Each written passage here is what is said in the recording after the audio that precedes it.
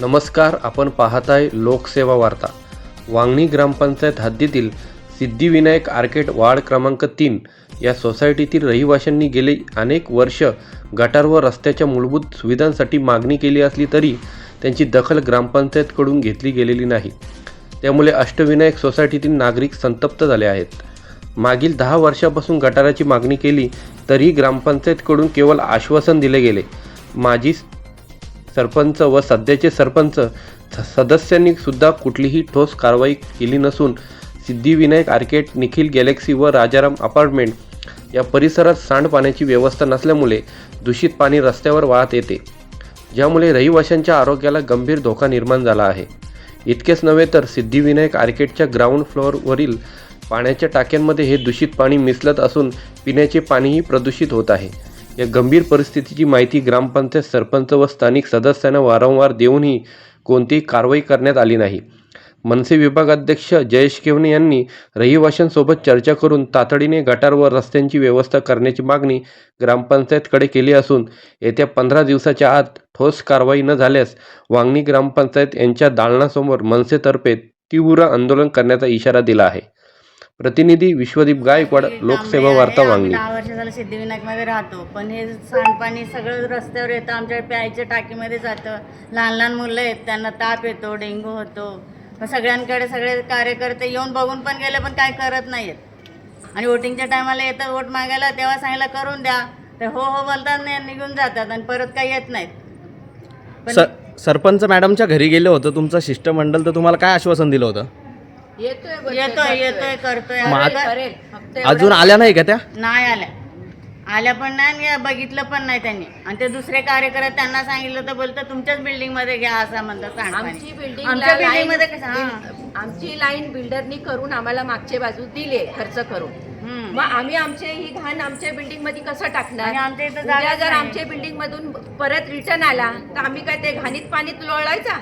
मग ही जबरदस्ती का आमच्या बरोबर? आम्हाला सांगतात तुमच्या शिंगा मी इथे 10 वर्ष झाले राहते आणि जेव्हापासून फ्लॅट घेतलाय तेव्हापासून हे त्रास आहे. पण त्या लोकांनी ही लाईनी दिली नाही आहे. आम्ही आमची लाईन सेपरेट बिल्डरला बोलून आम्हाला बिल्डर दिला आहे लाईन काढून, पण इतर लोकांचे बिल्डर कुठे झोपले आहे? त्यांना ही लाईन देता नाही येत. आणि ही पाणी सगळं आमच्या दारातून जातोय. एक जात होता, 2 जात होता, आता 3रं चालू झालं आहे. म्हणजे आमचे लहान मुलं कुठे जाणार? त्यांना काय डेंग्यू झाला, काय मलेरिया झाला, आणि होतोय आमच्या मोठ्या माणसांना पण होतंय. 15-20 दिवस ते घरात असतात, पण कोण काळजी घेत नाही. घरपट्टी मागायला येतात, घरपट्टी नाही भरली तर आम्ही ॲक्शन घेणार. का म्हणून घेणार? म्हणजे आम्ही ॲक्शन दाखवायला कुठे जाणार? मग आम्ही मनसेचा रिक्वेस्ट करतोय की आम्हाला हे इथून ह्या सुविधा आम्हाला भेटावं. मधील वार्ड क्रमांक 3 मध्ये उभे आहोत. आपण माझ्या बाजूला पाहू शकता, अक्षरशः दयनीय अवस्था झाली आहे. वांगणीतील रहिवासी सांगायला लाज वाटत आहे, अशी अवस्था ग्रामपंचायतीने करून ठेवली आहे. या बाजूच्या 2 ज्या सोसायट्या आहेत त्यांचं सांडपाणी रस्त्यावर सोडलं गेलं आहे व अनधिकृतरित्या उत्खनन केलं गेलं आहे. व सिद्धिविनायक आर्केड या बिल्डिंगच्या पाण्याच्या टाकीमध्ये पाणी जाऊन माझ्याकडे लेखी तक्रार दिली व विनंती केली की महाराष्ट्र नवनिर्माण सेनेतर्फे आम्हाला न्याय मिळवून द्यावा. तर यांच्या विनंतीचा मान ठेवून मी प्रत्यक्ष पाहणी करायला आलो असता. अत्यंत दयनीय अवस्था आहे. तर आता आपल्याला काका सांगतील की काही वस्तुस्थिती आहे इथली. आम्ही सर्वजण सिद्धिविनायक रहिवाशीमध्ये राहतो. गेल्या 2 वर्षापासून पावसाचं पाणी आमच्या ड्रेनेजच्या टाकीमध्ये पण जाते, पियाच्या टाकीमध्ये जाते, पाणी दूषित होतं आहे. पावडर वगैरे आम्ही टाकतो, पण हे पाणी पण जात असताना गेले 2 वर्षापासून हा शौच खड्डा राजाराम बिल्डिंग आणि निखिल गॅलेक्सी यांनी खोदलेला आहे. याचा प्रचंड त्रास सर्व रहिवाशांना होतो आहे. इथे लहान मुलं वगैरे आहेत, ते वारंवार आजारी, डेंग्यू अशा रोगराईंना भरपूर सामना करावा लागत आहेत. आणि हा मेन रोड 3 वार्डचा असल्याकारणाने इथून भरपूर रहिवासी येता जाता रहिवाशी एक रोड आहे. पण आता हे सांडपाणी साचल्यामुळे तर येण्या जाण्याचा सुद्धा पण त्रास आहे. ग्रामपंचायतीमध्ये गेले 2 वर्ष आम्ही वारंवार लेखी तक्रारी किंवा आमच्या कमिटीतले सर्व लोक वारंवार जाऊन तिकडे आम्ही सूचना मांडतो की हा पाण्याचं काही ना काहीतरी करावं. सरपंच मॅडमच्या घरी पण आम्ही जाऊन आलेलो, त्यांना पण लेखी निवेदन दिलं होतं. त्यांनी पण एक आश्वासन आम्हाला दिलं होतं त्यावेळेला 1-1.5 वर्षापूर्वी की बाबा ह्यांचा आम्ही काहीतरी बंदोबस्त करू. त्यानंतर बरेच आम्ही फॉलोअप घेतले, सगळं काही केलेलं आहे. पण कोणी इकडं दुर्लक्ष करत नाही आहे, काही नाही. फक्त टॅक्स आणि हे भरा ते भरा एवढं मागायला येतात.